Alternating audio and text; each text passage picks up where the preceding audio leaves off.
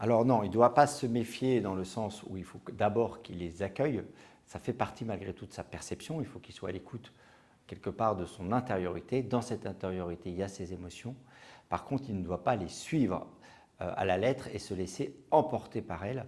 Et c'est tout le travail qu'on a fait, notamment du travail de l'évidence. Le travail de l'évidence, c'est vraiment un travail de défocalisation, c'est-à-dire s'obliger à laisser retomber l'émotion, à aller voir d'autres choses, à aller faire d'autres choses, de sorte que derrière les émotions, ce soit la réalité qui s'impose dans l'esprit du chef et non pas cette dimension un peu exagérée parfois, accélérée, accrue que les émotions lui livrent.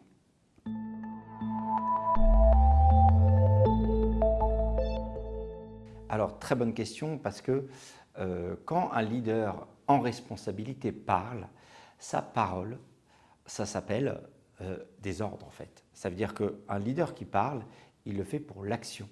Et donc, c'est ce qu'on a vu aussi pendant cette formation, une décision, c'est quoi? Une décision, c'est un message contextuel et opératif. C'est-à-dire un message qui fait l'effort d'être approprié à la situation du moment et qui est opératif, c'est-à-dire qui porte en elle-même les modalités de l'action.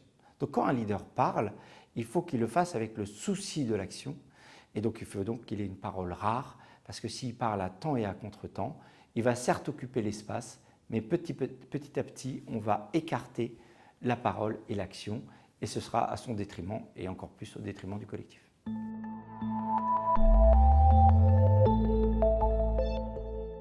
Alors, ils peuvent être des leaders au sens premier tel qu'on les entend, hein. Notamment la définition anglaise du mot leader, c'est bien celui qui sait entraîner. Mais c'est toute ma réflexion. À quoi sert-il d'entraîner du monde derrière soi si l'on ne sait pas où l'on va? Et donc, le leader authentique que j'appelle, ce n'est pas celui qui s'est entraîné. Et encore une fois, vous voyez aujourd'hui comment on a beaucoup de leaders sur les réseaux sociaux qui sont des princes du dérisoire. Ils ont beaucoup de followers, mais sur rien. J'appelle un leader authentique qui est au fait le chef. Un chef, c'est caput capitis. Donc on attend des leaders politiques qui soient des chefs. Et donc un chef, caput capitis, la tête, celui qui connaît la direction.